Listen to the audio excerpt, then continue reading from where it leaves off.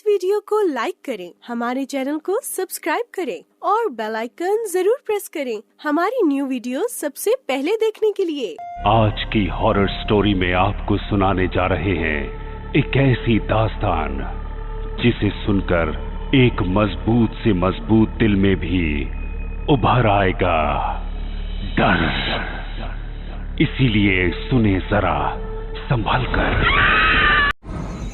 रायपुर से लगभग 10 किलोमीटर की दूरी पर बुलंदपुर में एक वीरान हवेली।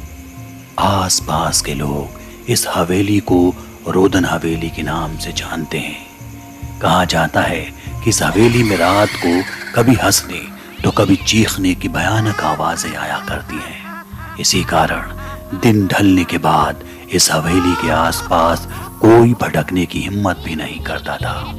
हाँ, लेकिन कभी कभार इस हवेली में एक बूढ़ी महिला भी टहलती हुई लोगों ने देखी। लोगों का मानना है कि यह महिला इस हवेली का रखरखाव किया करती है, लेकिन हकीकत तो कुछ और थी। आज संजय अपने परिवार के साथ घूमने की तैयारी कर रहा था। सारी तैयारियां हो गई थी, खाना पीना पैक था, गाड़ी की टंकी फुल थी, सारे फोन भी चार्ज थे। अब बस निकलना बाकी था। संजय पिछले आधे घंटे से अपने पापा मोहन को सफर पर निकलने की जिद कर रहा था, लेकिन उसके पापा घर के एक एक दरवाजे को ध्यान से चेक कर रहे थे ताकि कहीं कोई दरवाजा खुला न रह जाए। करीब आधे घंटे तक यह सिलसिला जारी रहा, जिसके बाद सुबह लगभग 10:30 बजे के करीब संजय, मोहन और उसकी मम्मी सुमन गाड़ी में बैठकर सफर पर निकल पड़ते हैं। खाना पीना, गाड़ी में बजते जोर जोर से गाने और जमकर हंसी मजाक, तीनों खूब मस्ती कर रहे थे।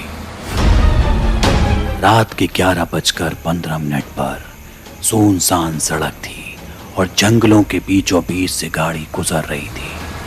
अचानक संजय अपने पापा से पूछता है, पापा क्या हम सही जा रहे हैं? क्योंकि मैप में तो ये रास्ता है ही नहीं और अब तक तो हमें सुजानपुर पहुंच जाना चाहिए था। मोहन थोड़ी देर कुछ सोचने के बाद जवाब देता है, बेटा शायद हम रास्ता भटक चुके हैं। हम इतनी देर से सफर कर रहे हैं लेकिन कोई गांव या शहर नहीं आ रहा। लगता है हम गलत सड़क पर आ गए हैं। गाड़ी में पेट्रोल भी खत्म हो रहा है। थोड़ी देर तक पूरे कार में यूं ही सन्नाटा रहा। कुछ देर बाद मोहन फिर गाड़ी से यू टर्न लेता है। इस पर सुमन तपाक से बोलती है, अरे अरे अरे कहाँ जा रहे हो? उल्टा गाड़ी क्यों मोड़ ली? इस पर मोहन जवाब देता है, सुमन हम रास्ता भटक चुके हैं। रात भी बहुत हो गई है, पेट्रोल भी कम है। अंधेरे के कारण आगे कुछ दिखाई नहीं पड़ रहा है। मैंने करीब 2 किलोमीटर पहले एक ढाबा देखा था, वहां आज रात रुक जाते हैं, कल फिर से अपने सफर की शुरुआत करते हैं। रात का घना अंधेरा देख तीनों ही इस पर राजी हो जाते हैं। थोड़ी ही देर में कार ढाबे के सामने खड़ी थी। ढाबे में एक सन्नाटा पसरा था। तीनों गाड़ी से निकलकर ढाबे की तरफ बढ़ते हैं। क्या है साहब? अचानक एक बुजुर्ग आदमी आवाज देता है। तीनों चौंक जाते हैं। मोहन पूछता है, बाबा क्या सुबह तक हम यहाँ ठहर सकते हैं? बूढ़ा आदमी जवाब देता है, नहीं, यहाँ नहीं ठहर सकते। मेरे ढाबे में कोई कमरा नहीं है और बाहर जंगली जानवर रात भर घूमते रहते हैं। बूढ़े की बात सुनकर मोहन कहता है, कोई बात नहीं, हम यहीं कार में सो जाते हैं। आप बस कुछ खाने पीने का इंतजाम कर दो। आप हवेली क्यों नहीं चले जाते? हवेली? कौन सी हवेली? यहाँ से कच्चा रास्ता हवेली के लिए जाता है, वहां जाकर आप रुक सकते हैं। यहाँ आपको खतरा है। अक्सर आप जैसे लोग वहां रात बिताते हैं और सुबह चले जाते हैं।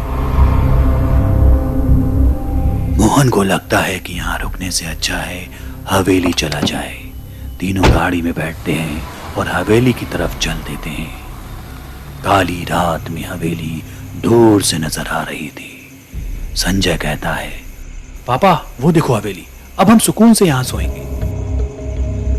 हवेली के बाहर कुछ देर दरवाजा खटखटाने के बाद अंदर से एक बूढ़ी महिला लड़खड़ाते कदमों से बाहर आती है और गुस्साते हुए कहती है, अरे ये गाड़ी की लाइट बंद करो। कौन हो तुम लोग और क्यों आए हो? इस पर मोहन कहता है, माफ कीजिएगा अम्मा, हमें रात यहाँ रुकने के लिए कुछ जगह चाहिए। इस पर बूढ़ी महिला कहती है, इस हवेली में मुफ्त में नहीं रहने मिलेगा, इसके लिए तुम्हें कुछ कीमत चुकानी होगी। मोहन ये सुनकर तपाक से बोलता है, हाँ अम्मा मैं राजी हूं, बताइए क्या कीमत है, मैं अभी दे देता हूं। बूढ़ी महिला चेहरे पर मुस्कान के साथ हल्की आवाज में दोहराती है, कीमत चुकानी पड़ेगी, सोच लो। मोहन थोड़ा झिझकता है, लेकिन इतनी घनी रात में बामुश्किल एक ठीक ठाक रहने की जगह मिलने के चलते राजी हो जाता है। बूढ़ी महिला उन्हें अंदर बुलाती है और 3 अलग अलग कमरे दिखाती है। इस पर मोहन बोलता है, अम्मा 3 कमरे की जरूरत नहीं है, हम एक ही में सो जाएंगे। इस पर बूढ़ी महिला बोलती है कि अगर हवेली में रहना है तो अलग अलग कमरों में सोना होगा। इस हवेली का नियम है कि परिवार के सदस्य एक साथ नहीं रह सकते। मोहन का बेटा संजय भले ही थोड़ा डरा हुआ था, लेकिन इस शर्त को मान लेता है, जबकि उसकी मां सुमन अभी भी संकोच में होती है। जैसे तैसे सब अपने अपने कमरे में जाकर सोने लगते हैं। देर रात अचानक सुमन की नींद खुलती है।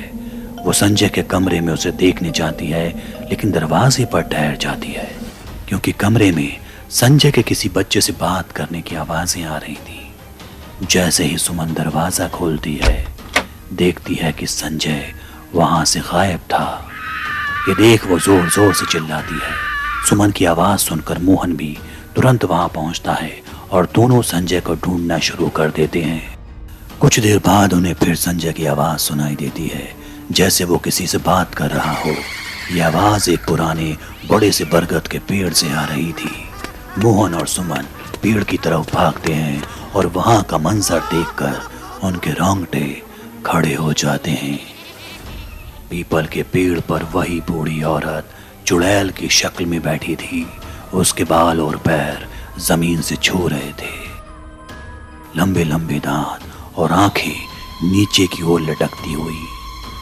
संजय के बगल में एक सिर कटा बच्चा बैठा था, जो लगातार अपने पैर हिला रहा था और हंस रहा था।